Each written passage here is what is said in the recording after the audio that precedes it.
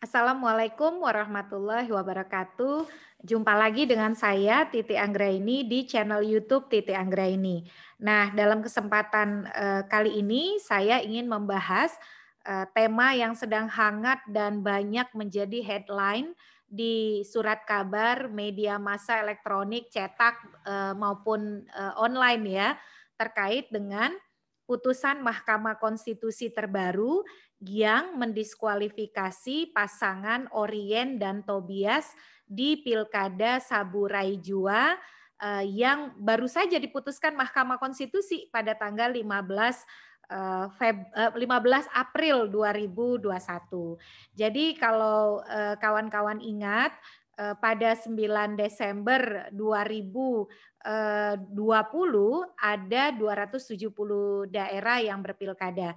Nah, salah satunya adalah di Saburai Jua. Saburai Jua ini daerah di Nusa Tenggara Timur, salah satu kabupaten di Nusa Tenggara Timur. Jadi kalau mungkin ingin tahu, Pilkada Saburai Jua itu diikuti oleh 3 pasangan calon. Nah, 3 pasangan calon ini ada Pak Nikodemus dan Pak Yohanis gitu ya, paslon nomor urut 1.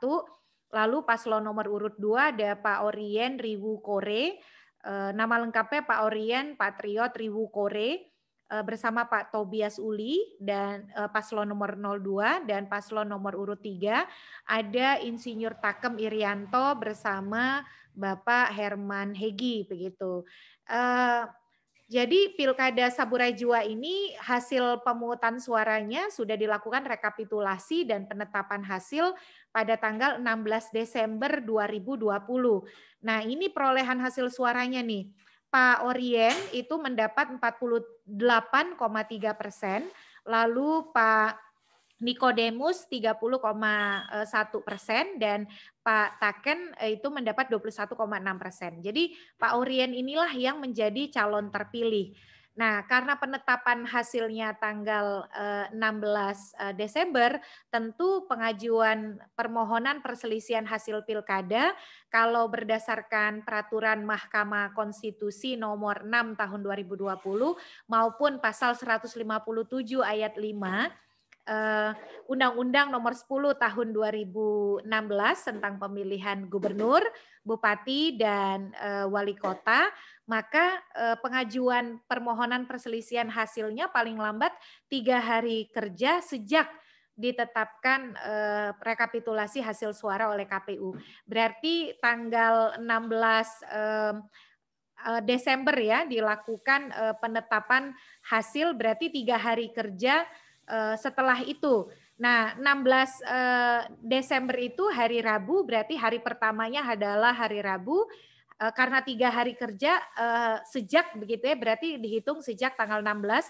16-nya hari Rabu, berarti hari yang pertama. Hari yang keduanya tanggal 17, hari Kamis, dan hari yang ketiganya tanggal 18, yaitu pada hari Jumat. Jadi kalau secara peraturan perselisihan hasil Pilkada Saburai Jua ini bisa diajukan permohonan perselisihan hasil ke Mahkamah Konstitusi paling lambat itu tanggal 18 Desember 2020. Tapi seperti kita tahu, sampai dengan limit pengajuan perselisihan hasil itu tidak ada permohonan perselisihan hasil. Ini bisa jadi karena ada ketentuan pasal 158 yang mengatur kalau ingin mengajukan perselisihan hasil, maka selisih suaranya itu maksimal 2% sampai setengah sampai 2% begitu. Jadi semakin besar jumlah pemilihnya, maka semakin kecil selisih yang harus dipenuhi oleh peserta pilkada.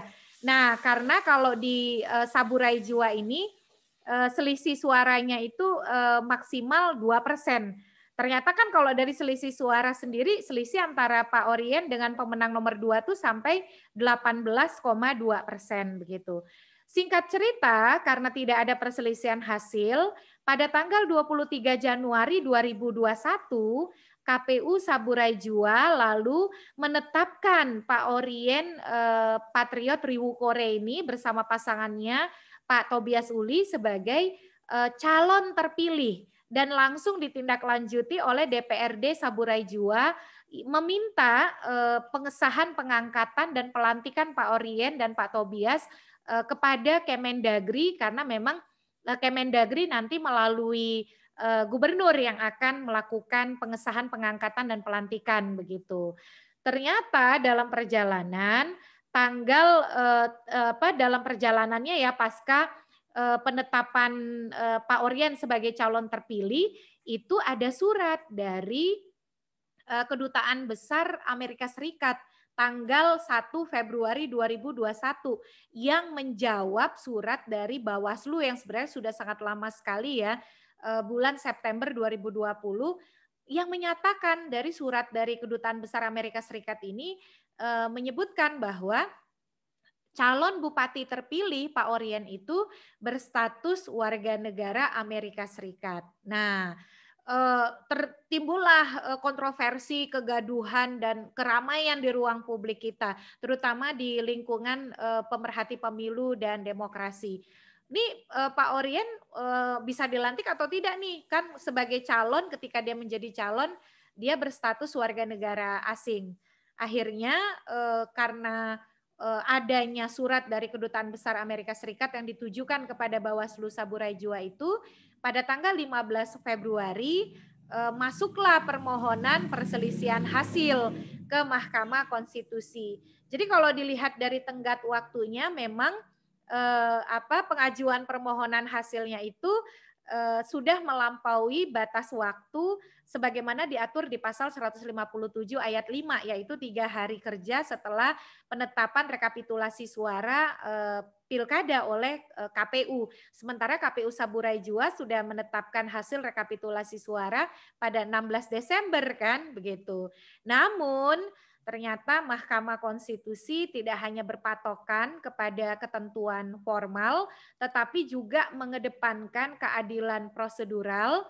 Mahkamah Konstitusi selanjutnya melalui putusan dari Mahkamah Konstitusi, dia membuat putusan yang bisa dikatakan terobosan hukum begitu ya, karena mengabaikan tadi ketentuan yang ada di dalam pasal 157 ayat 5 termasuk pasal 158 tentang selisih suara antara pemenang dengan yang mengajukan sengketa hasil.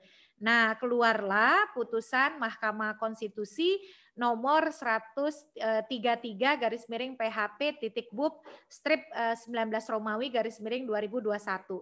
Mahkamah Konstitusi mengabulkan permohonan Pak Niko dan juga permohonan paslon nomor urut 3 ya, yang juga mengajukan perselisihan hasil dan menyatakan bahwa Mahkamah Konstitusi berwenang menangani perselisihan hasil ini, dan Mahkamah di dalam amar putusannya, ini di layar bisa dibaca, mengabulkan permohonan Pak Niko dan kemudian menyatakan pemilihan Bupati dan Wakil Bupati Kabupaten Saburai Jua tahun 2020 harus dilakukan pemungutan suara ulang dengan ketentuan merujuk amar putusan perkara nomor 135 PHP titik BUP 19 garis miring 2021 yang menyatakan pemungutan suara itu harus dilakukan pemungutan suara ulang ya 60 hari setelah putusan Mahkamah Konstitusi dibacakan. Nah, putusan 135 ini adalah putusan yang putusan atas perkara yang diajukan oleh Pak Takem Irianto dan Pak Raja Pono ya. Jadi dua permohonan yang diajukan oleh dua paslon ini sama-sama dikabulkan oleh Mahkamah Konstitusi, hanya saja perbedaannya kalau nomor 133 itu oleh Pak Niko dan nomor 135 itu oleh paslon nomor urut 3 yaitu Pak Takem begitu. Nah, menarik ya melihat putusan Mahkamah Konstitusi. Jadi Mahkamah Konstitusi mengabaikan atau bukan mengabaikan ya, mengesampingkan pasal 157 ayat 5 dan pasal 158 Undang-Undang 10 2016 karena ada kondisi spesifik. Kondisi spesifiknya apa? Yaitu berupa apa namanya, Pak Orien ini dianggap tidak jujur di dalam proses pencalonan. Jadi di dalam persidangan terungkap bahwa Pak Orien ini memiliki paspor Amerika Serikat sejak tahun 2007, bahkan sudah 2 kali. Paspor pertamanya 2007 sampai 2017 dan paspor keduanya 2017 sampai 2027. Memang Pak Orien itu mengajukan pelepasan kewarganegaraan Amerika Serikat pada Agustus 2020.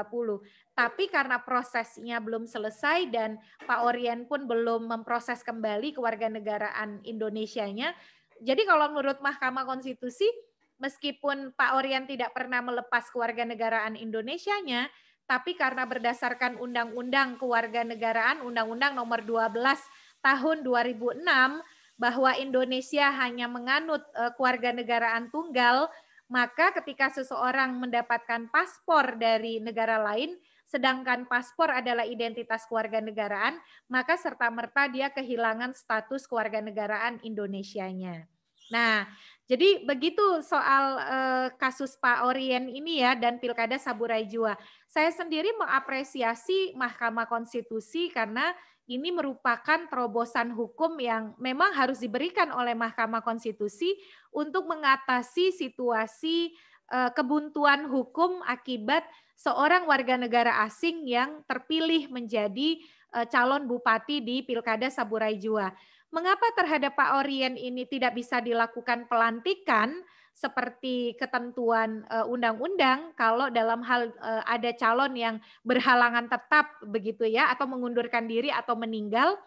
Karena sangat mendasar. Kalau dilakukan pelantikan terhadap Pak Orien, berarti kita melantik warga negara asing. Negara atau pemerintah dalam hal ini melantik warga negara asing untuk menjadi kepala daerah di Kabupaten Saburai Jua. Jadi itu secara prinsipil sangat tidak dimungkinkan. Jadi saya kira putusan Mahkamah Konstitusi tersebut sangat tepat begitu. Nah, sobat semua, kalau kita rujuk lagi ternyata putusan Mahkamah Konstitusi soal Pilkada Saburai Jua itu yang mendiskualifikasi pemenang pilkada bukanlah putusan pertama yang mendiskualifikasi pemenang pilkada. Sebelumnya Mahkamah Konstitusi untuk tahun 2020, Pilkada 2020 juga sudah melakukan hal yang sama. Namun bedanya yang didiskualifikasi itu bukan karena kewarganegaraan asing begitu ya, tetapi karena tidak memenuhi persyaratan masa jeda sebagai mantan terpidana, yaitu 5 tahun setelah dia bebas penuh dan menjadi mantan terpidana, yaitu di daerah di Pilkada Bovendigul. Nah, jadi di Bovendigul, Pilkada Bovendigul tahun 2020, pemenang pilkadanya Pak Yusak Yaluo juga didiskualifikasi oleh Mahkamah Konstitusi karena bertentangan dengan persyaratan pencalonan di mana seorang calon kalau dia mantan terpidana harus masa jeda 5 tahun sejak dia bebas penuh. Nah, Pak Yusak Yaluo ini ternyata dia walaupun sudah tidak diloloskan oleh Komisi Pemilihan Umum Bovendigul, tetapi dia diloloskan oleh Bawaslu Bovendigul. Jadi Bawaslu Bovendigul itu punya pandangan berbeda dengan KPU Bovendigul dan peraturan KPU tentang pencalonan. Jadi kalau kata KPU, seorang mantan terpidana itu harus bebas penuh, bahkan tidak boleh berstatus bebas percobaan, bebas bersyarat begitu ya. Sebagai mantan terpidananya masa jeda 5 tahunnya itu harus dihitung ketika dia betul-betul bebas penuh, tidak lagi sedang menjalani bebas bersyarat, hukuman bebas percobaan dan seterusnya. Nah, tapi kalau Bawaslu Bovendigul dengan arahan Bawaslu RI menyatakan mantan terpidananya itu dihitung sejak dia keluar dari penjara atau ketika dia berstatus sebagai mantan narapidana begitu. Jadi ada distorsi atau perbedaan antara KPU dengan peraturannya dengan pemaknaan Bawaslu. Bawaslu memaknai masa jeda 5 tahun itu dihitung sejak si mantan terpidana keluar dari penjara atau terhitung ketika dia bahkan sedang menjalani bebas bersyarat begitu ya. Karena ketika orang bebas bersyarat, orang itu boleh keluar dari penjara tetapi masih berstatus sebagai terpidana. Dia baru menjadi mantan terpidana kalau sudah melampaui masa bebas bersyarat. Nah, Bawaslu tidak begitu. Kata Bawaslu menerjemahkan masa jeda 5 tahun itu dihitung setelah si mantan terpidana keluar dari penjara, bahkan ketika dia bebas bersyarat begitu. Nah, itu di Bovendigul ya. Jadi pencalonan Pak Yusak Yaluo dianggap tidak sah karena tidak sesuai persyaratan dan kemenangannya dibatalkan. Padahal Pak Yusak Yaluo ini selisihnya dengan yang mengajukan permohonan perselisihan hasil itu sebanyak 23,2% gitu. Itu di Bovendigul pada tahun 2020 Pilkada 2020. Nah, sebelumnya juga pernah ada putusan diskualifikasi pemenang Pilkada, namun dengan hal yang berbeda, yaitu di Pilkada Kota Waringin Barat. Nah, Kota Waringin Barat ini yang didiskualifikasi adalah pasangan Sugian yang merupakan calon terpilih ya, begitu di Pilkada Kota Waringin Barat. Yang mengajukan permohonan Pak Ujang Iskandar dan Pak Bambang Purwanto, karena di Kota Waringin Barat ini hanya ada 2 paslon. Jadi pada waktu itu ketika Pak Sugianto didiskualifikasi dan diskualifikasinya ini karena Pak Sugianto dianggap Mahkamah Konstitusi melakukan pelanggaran terstruktur, sistematis dan masif berupa politik uang, intimidasi dan seterusnya. Sehingga karena paslonnya hanya ada 2, ketika Pak Sugianto dan Haji Eko Sumarno ini dibatalkan sebagai pemenang pilkada, maka Pak Ujang Iskandar dan Pak Bambang Purwanto ditetapkan sebagai pemenang Pilkada Kota Waringin Barat tahun 2010. Dan ini bisa kawan-kawan baca di putusan Mahkamah Konstitusi nomor 45 garis miring PHPU titik D strip 8 Romawi 2010. Nah, selain itu juga ada calon pemenang pilkada yang didiskualifikasi, yaitu di Pilkada Kota Tebing Tinggi tahun 2010 yang mendiskualifikasi Pak Muhammad Syafricap bersama sebagai pemenang pilkada atas permohonan dari Haji Umar Zunaidi Hasibuan sebagai calon wali kota Tebing Tinggi begitu. Nah, waktu itu sama kenapa Pak Syafricap ini dibatalkan kemenangannya karena tidak memenuhi persyaratan calon sebagai mantan terpidana. Itu di Pilkada Kota Tebing Tinggi 2010. Dan sebelum itu juga ada ternyata pemenang pilkada yang dibatalkan kemenangannya, yaitu di Pilkada Kabupaten Bengkulu Selatan tahun 2008 melalui putusan Mahkamah Konstitusi 57 garis miring PHPU titik D strip 6 garis miring 2008 yang membatalkan kemenangan dari Dirwan Mahmud ya, ini di layar ada yang ternyata juga didalilkan tidak memenuhi persyaratan pencalonan karena pernah menjadi terpidana yang ancaman hukumannya 5 tahun atau lebih. Karena waktu itu kalau terpidana yang pernah menjalani hukuman 5 tahun atau lebih, itu mantan terpidana sekalipun itu tidak boleh menjadi calon kepala daerah dan wakil kepala daerah. Nah, sobat semua, demikian uraian kita untuk pembatalan pemenang pilkada yang dilakukan oleh Mahkamah Konstitusi bukan hanya di Saburai Jua, tapi juga pernah terjadi di Bovendigul, di Kota Waringin Barat, di Tebing Tinggi, dan juga di Bengkulu Selatan. Semoga bermanfaat. Simak terus channel YouTube Titi Anggra ini. Mohon maaf kalau backsound-nya ada suara goreng-menggoreng begitu ya. Anggap saja selingan di bulan Ramadan 1442 Hijriah. Terima kasih. Simak terus channel YouTube Titi Anggra ini. Sampai jumpa. Wassalamualaikum warahmatullahi wabarakatuh.